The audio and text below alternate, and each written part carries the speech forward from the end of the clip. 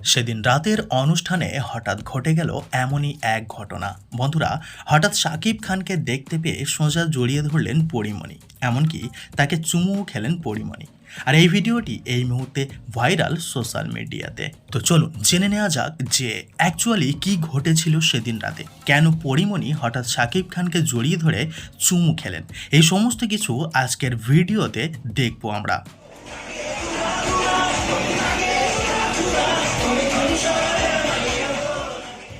বন্ধুরা, কিছুদিন আগে প্রত্যেক বছরের মতো আয়োজন হয় ঢাকা ফ্যাশন 2024 অনুষ্ঠান।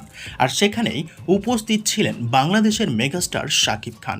আর সেখানেই শাকিব খানকে দেখতে পেয়ে আনন্দে মেতে ওঠেন পরীমণি।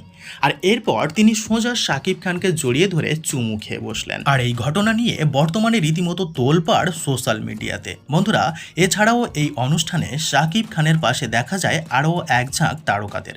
এমনকি বাংলাদেশের বিখ্যাত ছোট নাটকের বিখ্যাত অভিনেত্রী তানজিন তিশা ও সাবিলা নূরও ছিলেন, এবং শাকিব খানের সঙ্গে একসাথে তারা র্যাম্পেও হাঁটেন। সবাইকে একসঙ্গে এই স্টেজে দেখে খুশি হয়েছেন দর্শক মহল। যাই হোক, হঠাৎ শাকিব খানকে দেখে পরীমণির এই জড়িয়ে ধরে চুমু খাওয়াতে আপনাদের কি মতামত এবং প্রতিক্রিয়া অবশ্যই কমেন্ট করে জানাবেন।